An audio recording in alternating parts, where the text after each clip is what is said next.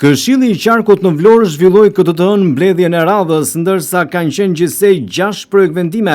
dhe pika 7 të ndryshmeve që janë diskutuar në këtë mbledhje, që pati një interes të konsiderueshëm nga këshilltarët. Një pjesë e mire e këshilltarëve të Këshillit të Qarkut ishin fizikisht në sallë, ndërsa disa të tjerë online, për shkaqe objektive dhe pamundësi për të udhëtuar drejt Vlorës. Gjithsesi, mbledhja e radhës u realizua duke miratuar kështu një sër projektvendimesh të rëndësishme. Kryetari i Këshillit të Qarkut Ervis Moçka në nisje të mbledhjes falenderoi këshilltarët për angazhimin e tyre, por edhe për korrektësinë në pjesëmarrje në këtë mbledhje, të cilat janë me interes për publikun dhe qytetarët. Pika e parë e renditës ishte miratimi i vendimit të kryesisë së Këshillit të Qarkut për një shtesë në vendimin e Këshillit të Qarkut, për miratimin e strukturës organizative, klasifikimin e funksioneve dhe shtesës për pozicion të pagës së funksionarëve të zgjedhur dhe emëruar, të punonjësve civil dhe administrativ të Këshillit të Qarkut në Vlorë. Ky projektvendim ka ardhur si pasojë e ndryshimeve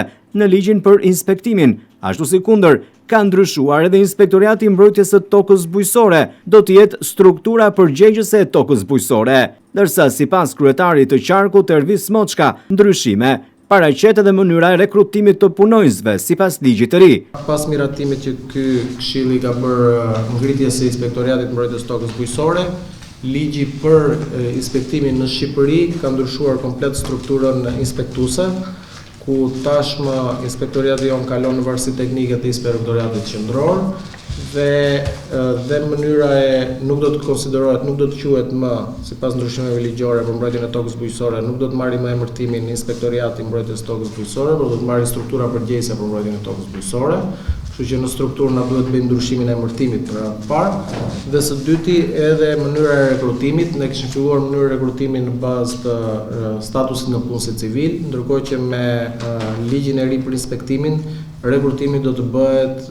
sipas këtij ligji, që do të thotë nuk janë me status në punësi civil, por janë me një status të veçantë të inspektoriatit, pra me kod punë e kalojnë. Dhe meqense në strukturën tonë ne kemi parashikuar si emërtim Inspektoriati i Mbrojtjes së Tokës Bujqësore, por edhe si në punës civil, tashmë ndryshon, dhe siç e shikoni edhe tabela bashkëlidhur, kalon nga inspektoriat në strukturë përgjegjëse për inspektimin e tokës bujqësore në Qark dhe kalon ndryshimi nga në punës civil në kod pune,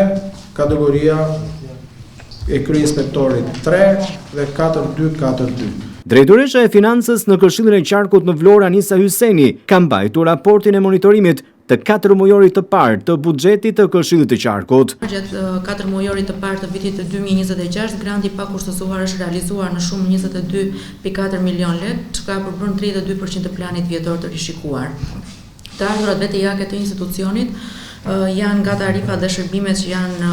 në vlerën 800.000 lekë, pra 89% të planit vjetor. Kuotat e antarësisë nga Bashkitë e Qarkut, gjatë 4 mujorit të parë të vitit 2026 është realizuar një derdhje kuotës të antarësisë në vlerën 19.8 milion lekë.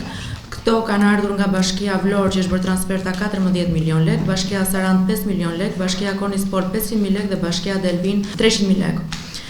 Kjo shënon një performancë shumë të mirë krahasuar me të njëjtën periudhë të vitit 2025, ku në këtë periudhë ne nuk kishim asnjë transfer nga bashkitë, ndërsa për këtë vit gjendja është tjetër.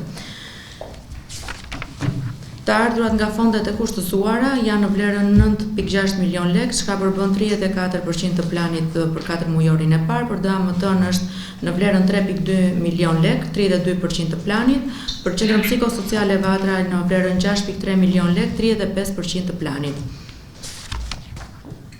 Shpenzimet kanë qenë në vlerën e 29% të planit për 4 mujorin e parë, për paga dhe sigurime janë në vlerën 7.4 milion lekë, 64% e planit, shpenzimet operative janë realizuar në vlerën 2.1 milion lekë, 21% e planit, ndërsa për investimet nuk është bërë asnjë pagesë sepse investimet të gjitha kanë qenë në fazë prokurimi.